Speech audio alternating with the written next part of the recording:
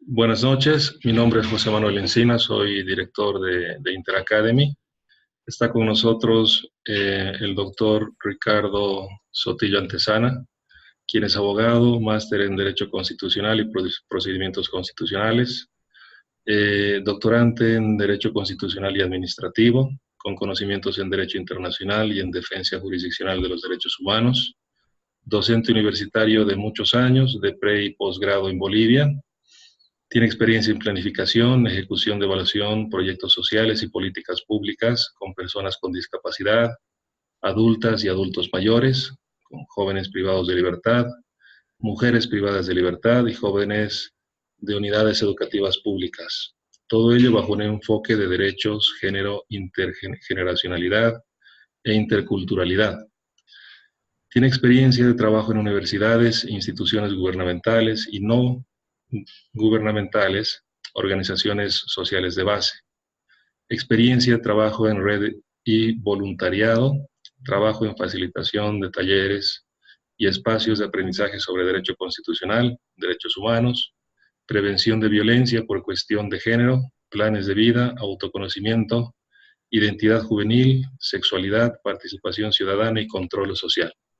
Para nosotros es un honor tenerlo en Interacademy dictando este curso. Y bueno, sin más preámbulo, querido doctor, permítame compartir mi pantalla y comenzamos la exposición.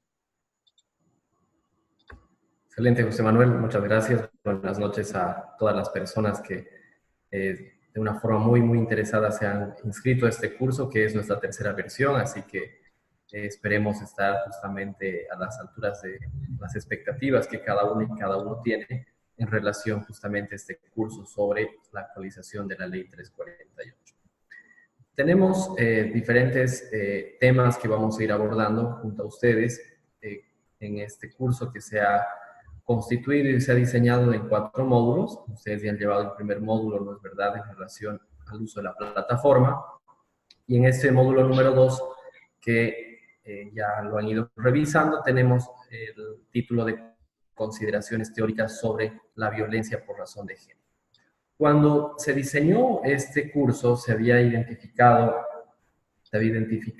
la necesidad y la importancia de generar un espacio de formación sobre la Ley 348. La Ley 348, que es una norma relativamente reciente, había justamente establecido diferentes lineamientos para luchar contra las cifras elevadas que tenemos en Bolivia sobre la violencia en razón de género. Entonces, generalmente una norma siempre tiene que estar acompañada por un proceso de capacitación.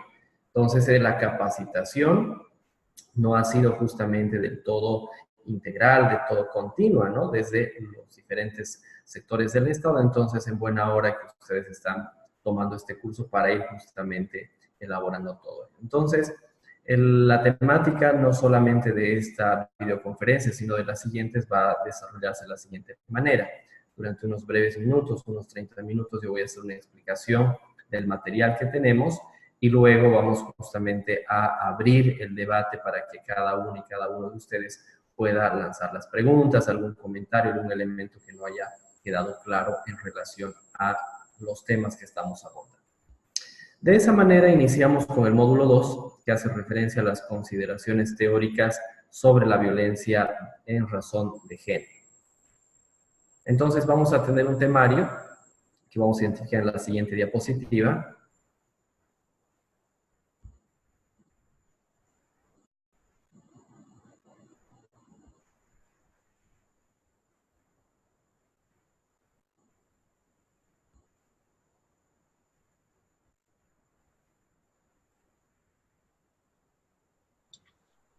Perdón un segundito, doc. Ahorita conecto esto.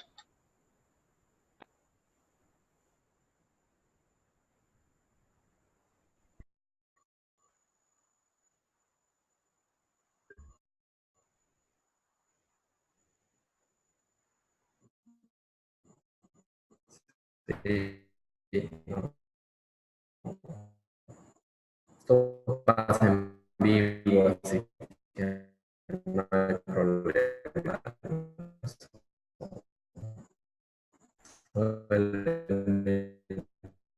Y en ese sentido, en esa importancia,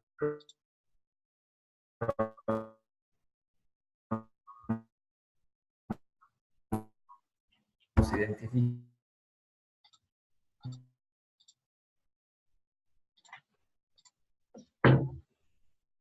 aspectos en relación a esto. Entonces, vamos a ir iniciando la explicación señalando qué son los derechos humanos. Los derechos humanos son un elemento importante que está muy vigente ahora en la actualidad, que el concepto como tal de los derechos humanos nace después de la Segunda Guerra Mundial, pero obviamente tenemos diferentes antecedentes históricos de lo que hoy conocemos como derechos humanos. En ese sentido, cuando hablamos del concepto de derecho, tendemos tradicionalmente a entender al derecho como identificar a un ámbito subjetivo del derecho. ¿Qué queremos decir con esto? Que el derecho también es el conjunto de atribuciones, de facultades, de libertades que tiene toda esa persona. En ese sentido, los derechos humanos van a ser aquel conjunto de atribuciones, de facultades que son inherentes a todo ser humano. Cuando hablamos de la inherencia o de este carácter de que son inherentes los derechos humanos a la naturaleza humana, hacemos referencia a que todas las personas tenemos justamente derechos humanos por el solo hecho de ser personas. Este es un aspecto, por supuesto, que nos parecería hasta obvio al 2018, pero no hasta hace mucho. Todavía tenemos justamente situaciones de esclavitud, de servidumbre, ¿no? Donde la dignidad humana, donde los derechos humanos no han sido justamente o no están siendo vigentes en relación a todas las personas. Entonces, por un lado, ya sabemos que son los derechos humanos, este conjunto de facultades y atribuciones que toda persona tiene por el hecho de ser persona. ¿Y cuál es la finalidad o la importancia de estos derechos humanos? Va a ser justamente la protección de la libertad, de la igualdad y de la dignidad humana. Los derechos humanos han sido concebidos como un elemento protectivo desde la normatividad de un Estado. ¿Para qué? Para proteger los derechos de las personas. Entonces vean ahí que hay una funcionalidad muy interesante de los derechos humanos en relación a los derechos que tutela este instituto. Decíamos también otro elemento importante dentro de la Constitución es el artículo 13 de la Constitución. Ustedes conocen que nuestra Constitución boliviana es una Constitución bastante amplia, bastante ampulosa, que tiene diferentes artículos, pero obviamente dentro de esa variedad y de esa gran cantidad de artículos hay, por supuesto, ciertos artículos que son un poco más importantes que otros. En relación a los derechos humanos, el derecho base y el artículo base, quiero decir de esto, es el artículo 13.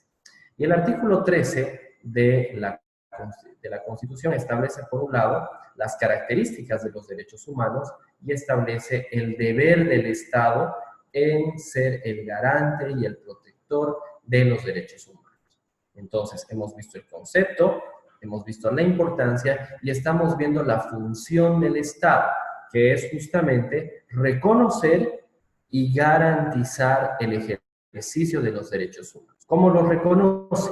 Mediante un catálogo constitucional de derechos que nuestro sistema abarca desde el artículo 15 al artículo 107 de la Constitución, aquellos derechos también que están en los instrumentos internacionales en materia de derechos humanos, y por otro lado, el Estado tiene que proteger los derechos. ¿Y cómo va a proteger esos derechos? A través de diferentes acciones, mecanismos que pueden ser justamente constitucionales o de carácter legal. Entonces, en esa protección que la Constitución establece que tiene que realizar el Estado a los derechos humanos, obviamente el Estado tiene que elaborar normativa, diferentes normas jurídicas de carácter exigible, de carácter vinculante, donde se van a reconocer estos derechos humanos. Y por eso, en ese marco y en ese contexto, se ha elaborado la Ley 348, en esa dimensión de protección que tiene que tener el Estado respecto a los derechos principalmente de las mujeres. Decíamos que el artículo 13 establece las características de los derechos humanos, estableciendo que los derechos son universales, son indivisibles, son interdependientes, son inviolables y son progresivos. Pues vamos a ir estableciendo uno a uno brevemente a qué se refieren cada una de estas características de los derechos humanos. Los derechos humanos son universales en relación a que todas las personas, sin distinción de raza, sin ningún elemento de discriminación o segregación, son titulares de derechos humanos. Los derechos humanos son indivisibles porque no se pueden dividir. Su ejercicio siempre se da en todo momento y en todo lugar. No puedo tener un derecho humano el día de hoy y mañana no. Por eso hablamos de la indivisibilidad de los derechos humanos. Asimismo, estos derechos son interdependientes en relación a entender a los derechos humanos como un sistema normativo, un sistema jurídico. ¿Qué quiere decir esto? Que cuando la Constitución nos dice que los derechos son interdependientes, hace referencia a que todos los derechos que están reconocidos en nuestro sistema están conectados entre sí. ¿Qué significa esto en la realidad? Que tanto el ejercicio como la vulneración de un derecho van a estar necesariamente vinculados a todo el resto de los derechos fundamentales. Asimismo, los derechos son inviolables, ¿no? Lo que estamos revisando ahora en la diapositiva número 2, en relación a que el Estado no puede violar, no puede vulnerar, no puede restringir estos derechos fundamentales, pero también, a la luz de las nuevas teorías de los derechos fundamentales, tampoco los particulares pueden vulnerar estos derechos. Y hacemos referencia a que los derechos son progresivos. ¿Por qué? Porque cada vez el Estado tiene que garantizar más y mejores derechos. Y esta característica de progresividad de los derechos humanos también está muy vinculada al principio de no regresividad que conocemos en los derechos humanos, donde si el Estado ha reconocido un derecho, no puede tiempo después retrotraer o dejar sin efecto ese derecho que ya se ha reconocido. Entonces, vean que estamos viendo el concepto, el ámbito de aplicación, la importancia, el papel del Estado, las características, y ahora vamos a entrar a dónde están ubicados y dónde se encuentran los derechos humanos.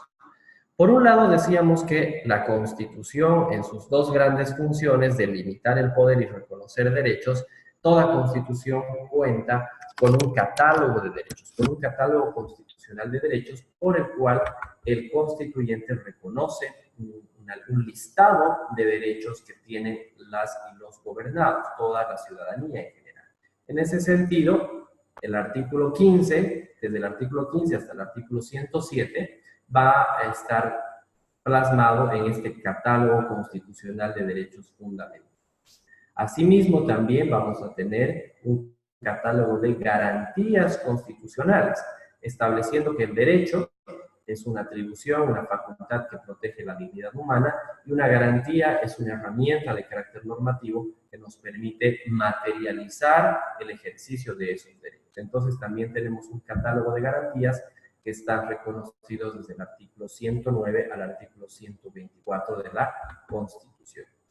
Asimismo, en el artículo 13, parágrafo segundo de la Constitución, se establece que la enunciación de los derechos humanos que tenemos en la Constitución, es decir, este listado, no es un listado cerrado, no es un listado que se agota en el reconocimiento constitucional, sino que también van a haber derechos y garantías que estén reconocidos en tratados o en instrumentos internacionales en materia de derechos humanos, lo que conocemos el derecho constitucional como la cláusula abierta de los derechos humanos, lo cual nos permite que existan y estén reconocidos otros derechos que no necesariamente estén en la Constitución, ¿no? Entonces, ya finalizando esta diapositiva número 2, establecemos cuál es la importancia de los derechos humanos, es justamente la materialización de la protección de la dignidad humana y también de la vigencia en un Estado democrático. No podemos entender un Estado democrático, un Estado constitucional, donde no se respeten los derechos humanos. Por eso es Los derechos humanos es un elemento muy importante para comenzar a hablar sobre esta temática de violencia contra las mujeres, porque es el paraguas, el aspecto más genérico que nos va a establecer. Dicho esto, por favor, nos vamos a ir a la diapositiva número 3, donde hablamos ya del tema número 2, ¿no? Del tema que está referido a los derechos de las mujeres. En ese sentido, en este tema número 2, vamos a ir identificando lo siguiente. Vamos a ir identificando que constantemente las mujeres como grupo social, como parte de la sociedad, han tenido y todavía tienen una situación de exclusión y discriminación. Por un lado, exclusión, porque ustedes, como bien saben, por ejemplo, derechos de ciudadanía no les eran reconocidos sino hasta hace muy pocas décadas. En Bolivia, hasta 1956, por ejemplo, las mujeres no podían ejercer su derecho al voto, y así en varios países. Entonces, la historia de los derechos de las mujeres tiene una línea que se nos ha trazado, que es la exclusión, es decir, que el Estado no les reconocía a las mujeres como sujetas de derecho. Y por otro lado, también había una discriminación contra las mujeres por elementos que van desde el Estado hasta de la misma sociedad, ¿no? Entonces, es muy importante establecer que si bien las mujeres poblacionalmente pueden ser mayoría, es decir, son 51%, en algunos países pueden llegar incluso hasta el 60%, las mujeres son, desde el punto de vista de los derechos humanos, una minoría. ¿Por qué una minoría? Porque han tenido una restricción sistemática de sus derechos. Por eso es coherente entender al 2018 que las normas protejan de una forma más especializada a las mujeres, porque han sido justamente las mujeres las que han sido vulneradas en sus derechos, a la luz de sistemas patriarcales, de sistemas machistas. Por eso no podríamos entender leyes que protejan al hombre, porque justamente el hombre no ha sido el que ha sido vulnerado, sino ha sido las mujeres, la niñez, los pueblos indígenas, todos estos sectores que, vuelvo a repetirlo, se los consideran como minorías, no desde el punto de vista poblacional, sino desde el punto de vista de acceso de los derechos. Entonces, también un elemento importante respecto a los derechos de las mujeres es que también han vivido una situación, y viven muchas mujeres todavía una situación de vulnerabilidad por el patriarcado. El patriarcado es una forma de estructura social, una forma de organización social que establece la superioridad del varón respecto a la inferioridad de la mujer. Entonces, esta idea, este concepto, se ha materializado en leyes, en políticas públicas durante diferentes años en nuestros países y también en Bolivia, por supuesto, que ha generado una vulneración sistemática de los derechos, donde el Estado no era garante de los derechos, sino el Estado más bien era el que promovía, en cierto caso, por acción o omisión, la vulneración de los derechos a las mujeres. Un elemento importante es el tema también de los roles de género en relación al ejercicio de los derechos. Ustedes muy bien saben que el género son aquel conjunto de condiciones que se construyen en la sociedad a partir del sexo. ¿Qué significa esto? Si yo tengo el sexo masculino, la sociedad me asignará una expectativa respecto a mi género, que yo tenga que estudiar, que tenga que ser el proveedor, que tengo que ser el padre de familia, etc. Y desde el punto de vista de la mujer, se entendía que la mujer estaba restringida a labores domésticas, lo cual, por supuesto, permitía una vulneración de sus derechos, no solamente el derecho al trabajo, sino el derecho a ejercer todos sus derechos, ¿no? Entonces, el rol de género ha sido un elemento también que ha truncado el ejercicio de los derechos de las mujeres. Un elemento importante también es hablar de la maternidad y de la igualdad de la historia de los derechos de las mujeres. Ha sido la conquista de los derechos de maternidad en relación, por ejemplo, a los derechos laborales, ¿no? Entonces, un elemento importante también que hay que identificar en ese aspecto. Ahora bien, como les decía anteriormente, algunas personas consideran la no necesidad, que es innecesario tener normativa específica para cada grupo social, pero yo difiero de esas voces porque yo creo que hay una necesidad de reconocer derechos específicos y lo que va atendiendo justamente el devenir de los derechos humanos es que la comunidad internacional va reconociendo derechos específicos a los grupos de personas que son vulnerables. Niños, personas LGTBI, adultos mayores, pueblos indígenas y las mujeres. Esa es la tendencia actual de los derechos humanos a la luz del principio de progresividad. ¿Qué busca este reconocimiento de derechos específicos? Que no solamente tengamos una igualdad legal, esa igualdad ante la ley que hablaban los franceses a fines del siglo del siglo XVIII, sino que tengamos una igualdad material, es decir, que hombres y mujeres podamos ejercer de forma igualitaria nuestros derechos, tomando en cuenta, por supuesto, nuestras naturales diferencias, pero esas diferencias no tienen que estar traducidas en el ejercicio de los derechos.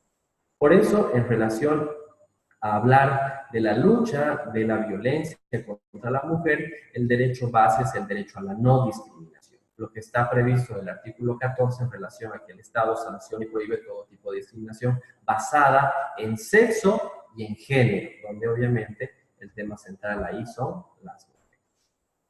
Dicho esto, podemos ir identificando ya el tema número 3, que está relacionado en la diapositiva número 4 a la historia de los derechos de las mujeres. Decíamos que las mujeres no han tenido un ejercicio pleno a lo largo de la historia de sus derechos. Si bien tenemos, por ejemplo, el principio de igualdad ante la ley en la Revolución Francesa, ese principio de igualdad legal no abarcaba todavía al principio de igualdad material, es decir, que en la realidad veamos que las mujeres tienen derechos. Sin embargo, la Revolución Francesa fue un inicio muy importante para el reconocimiento de los derechos de las mujeres. Entonces, esta Revolución Francesa de fines del siglo XVIII, decíamos, es un elemento muy importante para reconocer la igualdad, no solamente entre aquella burguesía y el pueblo, sino también entre hombres y mujeres. En esa línea, casi 50 años después, en 1848, se dio la primera Convención de los Derechos de la Mujer, donde, por supuesto, en el centro de la discusión estaba el ejercicio de los derechos de las mujeres, principalmente los derechos políticos, es decir, ese derecho de elegir, pero también de poder ser elegidas en los cargos. Un elemento importante es lo que sucede hacia 1874, cuando se funda la Liga de las Mujeres, ¿no? Esta Women's Trade Union League, donde en Inglaterra justamente se crea este mecanismo de protección de los derechos de las mujeres, lo cual es un elemento importante porque es uno de los primeros antecedentes de organización de las mujeres para proteger sus propios derechos. Y como decíamos, el siglo XVIII y a inicios del siglo XIX, e inicios del siglo XX, se dio el movimiento sufragista, es decir, la lucha en diferentes estados, principalmente el mundo occidental, donde las mujeres exigían el reconocimiento de su derecho al voto, tanto desde el voto activo, esa posibilidad de emitir este sufragio, como el voto pasivo, donde las personas pueden ser elegidas para un cargo público, ¿no? Entonces, un elemento importante. Otro elemento importante es, a inicios del siglo XX, la Conferencia General de la Organización Internacional del Trabajo, que establece el reconocimiento de ciertos derechos específicos en el ámbito laboral hacia las mujeres.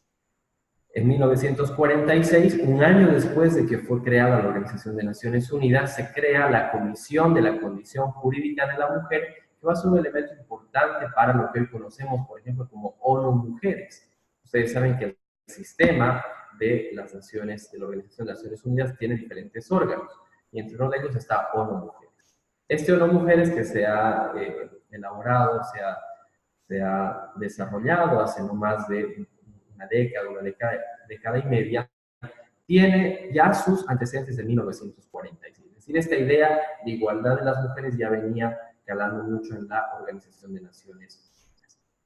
Asimismo, en 1967, la ONU, que es un aspecto importante y quiero hacer mucho hincapié en relación a esto, elabora la primera normativa de carácter internacional sobre los derechos de las mujeres, ¿no? Que es la Declaración sobre la eliminación de la discriminación contra la mujer.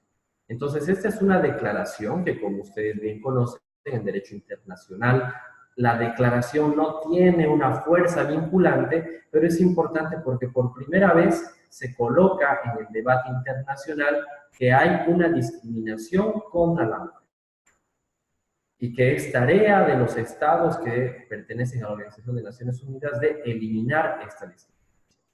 Asimismo, en 1979, a la luz de esta declaración, se elabora la Convención sobre la Eliminación de todas las formas de eliminación contra la mujer, que se conoce como la CEDAW, ¿no? Que es el acrónimo en inglés para esta convención que, al ser una convención, ya es una normativa plenamente exigible, vean ustedes, ¿no? Entonces, vean que en 1979 podríamos identificar como aquel antecedente inicial del ejercicio de los derechos de las mujeres. Asimismo, en esa misma línea de elaboración de normativa específica para proteger los derechos de las mujeres, en 1994 se suscribe la Convención Interamericana para prevenir, sancionar y erradicar la violencia contra la mujer, que ya es justamente una normativa de carácter regional, es decir, de carácter en América, desde el sistema interamericano, crea esta normativa que es que se conoce también como la Convención de Belém do Pará. Y esta Convención de Belém do Pará es muy importante porque establece un mandato a los estados. Y ese mandato de los estados se traduce en que cada uno de los países tiene que elaborar normativa y políticas públicas, por supuesto, con el determinado presupuesto, asignación presupuestaria, quería decir, corresponde. ¿Qué quiere decir esto? Que a partir de 1994 se creó un mandato para los estados para elaborar normativas. Por eso, la Ley 348 y la vigencia que tiene al día de hoy no es por la concesión de las y los gobernantes, sino es la materialización y es el cumplimiento de un compromiso de carácter internacional que ha asumido el Estado boliviano desde 1994, y vean que hemos tardado casi 2 décadas para cumplir ese mandato. Vean ustedes entonces que la historia de los derechos de las mujeres es un sinónimo de una reivindicación social de este grupo de la sociedad, donde los derechos que ahora ejercen, que la normativa que ahora está vigente, no ha sido, por supuesto, ni mucho menos una concesión gratuita de los gobernantes, sino que ha sido la conquista de las mujeres en pos de sus derechos. Y no solamente es en relación a este tema, sino cuando hablamos y vemos el tema histórico de los derechos humanos, sea de los pueblos indígenas, de las personas con diferente orientación sexual, de los adultos mayores, de la niñez, es una historia de conquista, de reivindicación, de solicitud de los derechos humanos hacia el Estado. Porque si no hubiera, por supuesto, exigencias por parte de la sociedad civil, en este caso las mujeres, no tendríamos Ley 348, no tendríamos una ley contra el acoso político y quizás no hubiésemos incorporado aspectos importantes en nuestra Constitución que van desde el lenguaje inclusivo, de decir la presidenta o el presidente, hasta las políticas públicas con asignación presupuestaria destinada para el desarrollo de los derechos de las mujeres. Dicho esto, me interesa mucho que vayamos avanzando y nos vayamos al tema número 4, que ya, por supuesto, entramos un poco ya en materia, dejando un poco de lado este aspecto introductorio, y vemos en la diapositiva número 6 el tema número 4, que hace referencia a las normas que protegen los derechos de las mujeres. Entonces, ahí vean, hemos hecho un listado, una identificación de diferentes normas jurídicas, tanto internacionales como nacionales, que están reconociendo diferentes derechos para las mujeres, diferentes aspectos desde el punto de vista normativo que van a generar una protección integral de los derechos de la mujer, que por supuesto no es un listado normativo que sea del todo satisfactorio, pero se considera que es un avance, ¿no? Decíamos que la Constitución Política del Estado, que ha sido elaborada por la Asamblea Constituyente y ha sido aprobada y promulgada en el año 2009, establece diferentes previsiones en relación a la mujer. No solamente, vean ustedes en el artículo 15, por ejemplo, que habla sobre la prohibición de toda forma de violencia o de temas de paridad en la participación, no tiene que haber candidatos o mujeres necesariamente, o cuando se da una protección de los derechos de la persona, de la mujer que está en estado de gravidez en el trabajo, o se establece, por ejemplo, el derecho a la salud, con mucho énfasis en las mujeres, etcétera.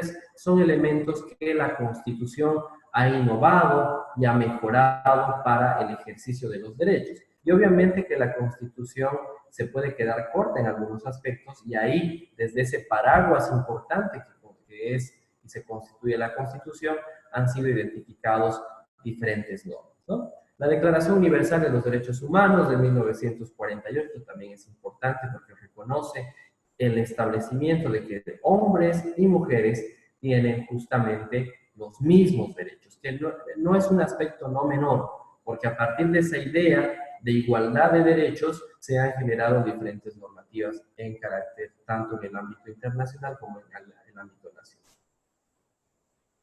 Decíamos que esta convención de la CEDAW de 1978 también era importante, de 1979, perdón, era importante porque fue la primera normativa de carácter internacional que establece que los estados tienen que luchar contra la violencia, contra las mujeres, contra la discriminación, asumiendo que ese es un problema real. Sin ir muy lejos, muchos políticos, muchos presidentes que actualmente en el mundo ejercen esa función, establecen que el problema de la violencia contra la mujer no es un problema, que no existe, es casi un mito. Entonces vean que este elemento es muy importante de reconocer en esta norma, que hay un tema pendiente que tienen los estados, que tenemos como sociedad, de luchar contra la violencia contra las mujeres. La Convención de Belém do Pará, que hacíamos ya referencia, como esta norma ya interamericana, el Sistema Interamericano de Derechos Humanos, que viene a proteger los derechos de las mujeres, pero también, vuelvo a repetir, manda y establece como un mandato que los estados parte, los estados que han suscrito, entre los cuales está Bolivia, tienen que elaborar normativa y políticas públicas para la protección de las mujeres. Ya dentro de las normas infraconstitucionales a nivel nacional vamos a tener la Ley 045, contra el racismo y toda forma de discriminación, que por ejemplo entre sus conceptos importantes habla de la misoginia entendida como aquel odio contra la mujer. Entonces son elementos conceptuales que nos da esta ley para entender un poco el tema de la violencia contra las mujeres, además de sus previsiones y de sus modificaciones al Código Penal. Asimismo, se elaboró la Ley 243, que es la ley contra el acoso y violencia política contra las mujeres. Todavía hay un elemento de un reto como Estado, como sociedad, que tenemos de generar mayor paridad en los niveles de gobierno en relación a hombres y mujeres. Si bien la Asamblea Legislativa Plurinacional, por ejemplo, es una de los parlamentos más equitativos del mundo, en los niveles subnacionales, estoy hablando de asambleas legislativas departamentales o consejos municipales, lugares donde me ha tocado trabajar, hay una mínima participación todavía de las mujeres en estos ámbitos.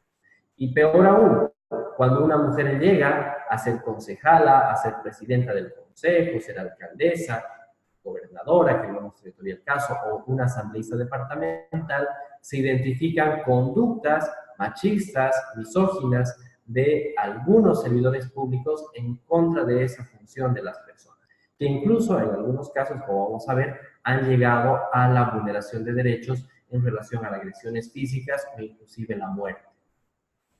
Luego de esta ley, que fue muy importante, ya tenemos, por supuesto, la Ley 348, la Ley Integral para garantizar a las mujeres una vida libre de violencia. Y vean el término y el uso de los conceptos acá, que es una ley integral.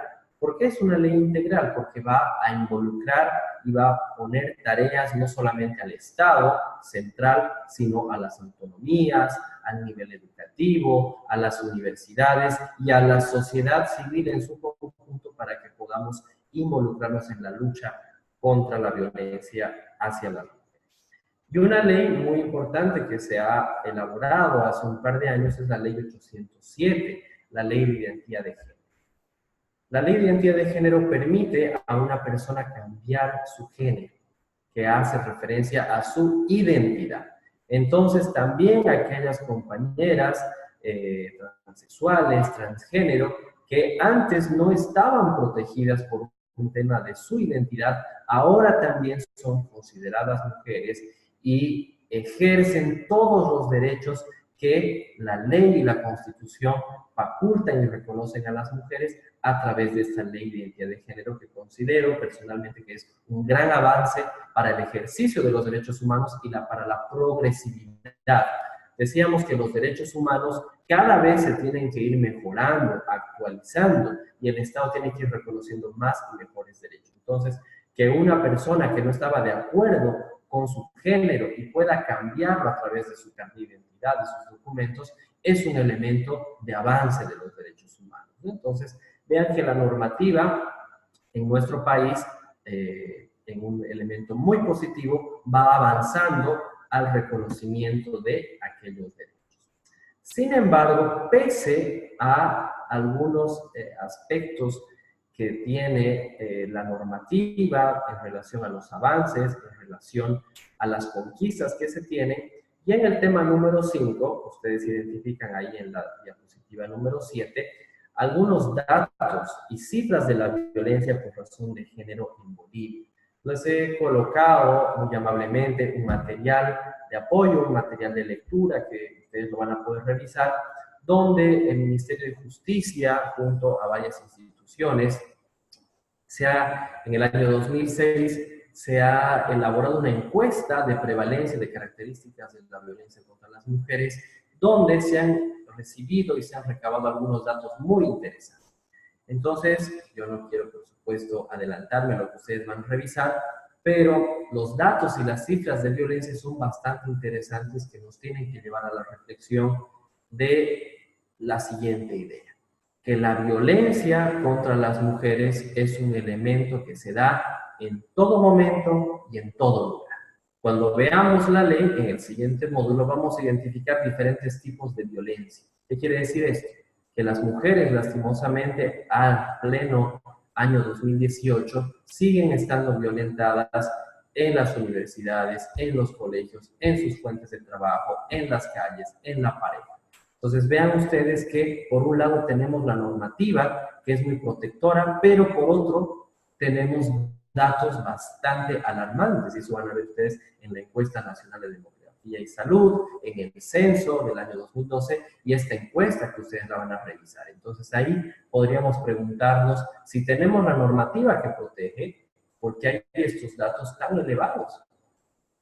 Estamos en el mes de octubre, el 11 de octubre hemos celebrado y hemos recordado principalmente un día muy importante, que es el Día de la Mujer Boliviana, donde más allá de una felicitación, unas flores, tenemos que reflexionar sobre los datos que tenemos en Bolivia, ¿no? Cada año existen más o menos entre un número elevado, ¿no? Entre 100 a 200 mujeres que mueren por situaciones de violencia, que daría más o menos que las mujeres tienen una grave vulneración, ¿no? Entonces, ustedes van a encontrar esos datos muy interesantes que nos van a hacer reflexionar, las van a hacer reflexionar en ese material. ¿Cuáles son estos principales resultados que podemos ir identificando y adelantando en este momento? El 75% de las mujeres que han sido consultadas en esta encuesta del año 2016, vean, es como una suerte casi de 7,5 mujeres de cada 10 consideran que han sufrido algún tipo de violencia por su pareja. 8 de cada 10, vean ustedes, de las mujeres separadas han sufrido violencia por sus parejas. El 43% de las mujeres han sufrido algún tipo de violencia sexual a lo largo de su vida, un elemento bastante grave. El 68% también consideran que han sufrido violencia en los centros de salud, lo que vamos a conocer como la violencia obstétrica, ¿no? Cuando se hace un procedimiento quirúrgico, etc. Hay al respecto de la violencia obstétrica, por ejemplo, y eso también lo vamos a revisar más adelante, existe el caso en la Corte Interamericana de Derechos Humanos, el caso IB contra Bolivia. IB, Valentina Vial contra Bolivia, donde una mujer que ingresa a hacerse un procedimiento quirúrgico en el tema de la obstetricia, le ligan las trompas sin mayor consentimiento, sin mayor explicación. Vean, ese es un caso para que veamos la magnitud de esta violencia en las mujeres, que pareciera que es imperceptible, pero es imperceptible porque nos hemos acostumbrado a la situación de violencia, no porque los datos sean menores. Y por último, establece entre datos importantes que el 64% ha oído hablar de la Ley 348. Entonces, vean, es un dato un poco bajo todavía de personas que conocen la Ley 348, pero más aún no solamente conocerla, sino activarla, es decir, no solamente conocer sobre lo que menciona, sino también identificar cuáles son los mecanismos de protección, los instrumentos, que eso es lo que ustedes, cada una y cada uno, van a aprender en este módulo. Y ya para ir terminando, para que luego también iniciemos una fase de conversación, de diálogo con cada uno y con cada uno, en el tema número 5 van a identificar los datos y cifras, decíamos, en razón de género en Bolivia, y para que no nos quedemos en esos datos fríos, a veces en esos datos que se pueden quedar en abstracto, es muy importante identificar casos paradigmáticos que hemos tenido en Bolivia sobre la violencia en razón de género. Entonces hemos identificado, por ejemplo, 4 casos muy importantes. Ustedes también han sido, por supuesto, los han escuchado, los vamos a recordar un poco con algún aspecto también de congoja. ¿Por qué? Porque han sido casos paradigmáticos donde se identifica la violencia contra la mujer. El caso MZ, donde tenemos una situación de violencia sexual, el famoso caso Patricia Flores, por ejemplo, una niña que sufrió una violencia sexual y fue víctima de un feminicidio, o un caso también que detonó en la elaboración de la Ley 348, que es el caso de la compañera Ana Liguaicho, ¿no? de esta periodista paseña que tuvo que justamente vio cegada su vida mediante un feminicidio. O el caso Juana Quispe Pasa, que también habla sobre feminicidio, pero también sobre violencia política, ¿no? Ella era una autoridad que es vulnerada. Entonces, la invitación es para que ustedes puedan identificar, busquen información sobre estos casos importantes para que también ustedes vean la magnitud de que no solamente hablamos de cifras un poco abstractas, sino de casos del día a día. Y sin ir muy lejos, hemos identificado 4 casos, pero ustedes y cada uno y cada una de nosotros vemos en los medios de comunicación cómo todos los días estamos viendo casos de celos, de vulneración, de golpizas contra las mujeres. Entendiendo y adelantándonos a algo que quizás sea una de las reflexiones de este curso, que la violencia contra las mujeres es un tema estructural de la sociedad boliviana. Está presente en el Estado, está presente en la pareja, está presente en la calle, en la sociedad. Entonces, ese problema estructural necesita de soluciones estructurales. Y por eso considero que es muy pertinente que ustedes estén aprendiendo y estén conociendo el contenido de la ley, porque es el inicio justamente para trazar un camino de cambio y de mejora en relación a los derechos de las mujeres. Con eso, entonces, he dado esta pequeña explicación sobre el contenido que tenemos en este módulo. Entonces, estoy abierto para cualquier duda, cualquier comentario en estos momentos.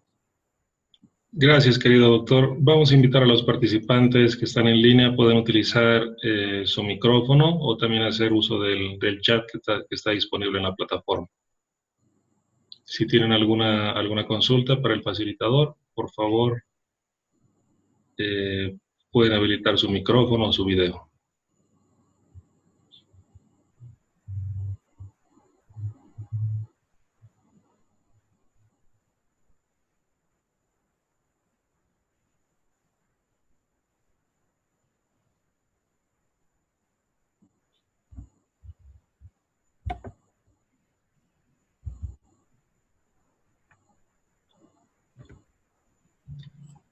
Querido doctor, creo que todo está claro. Eh, si no tenemos ninguna participación, creo que sería oportuno cerrar la conferencia. Tengo a las 7:55 de la noche. No sin antes agradecer a todos por su tiempo, principalmente a usted. Qué bueno que se haya hecho un tiempito en medio de esa apretada agenda, pero hemos salido adelante con esta conferencia. Tal vez algo para despedirnos hasta el próximo módulo, doctor. Sí, sí, como gracias. Les decía en la explicación, ustedes tienen una lectura complementaria a este módulo, que es la encuesta de prevalencia, esta encuesta que ha realizado el Ministerio de Justicia. Entonces, es un elemento importante para que ustedes lo revisen, y la actividad de evaluación de este módulo es justamente que ustedes reflexionen y respondan a la siguiente pregunta: ¿cuáles son las causas por las cuales existen tantos casos de violencia, ¿no? Entonces, ahí ustedes, mediante la reflexión, mediante el análisis de estos datos, lo que están revisando en el módulo, van a poder responder. Sin perjuicio de ello, considero que puede haber en algún momento también alguna duda, alguna pregunta. Tenemos un foro ahí en la plataforma que muy bien lo administra Interacademy, para que en cualquier momento podamos tener también un diálogo fluido por ahí. Entonces, muchas gracias y bueno, quedamos atentos a cualquier comunicación. Muy buenas noches. Perfecto, muchas gracias, doctor. Esta conferencia se está grabando. Enseguida vamos a subirla a la plataforma para el resto de participantes que no han podido ingresar. Gracias a todos y buenas noches.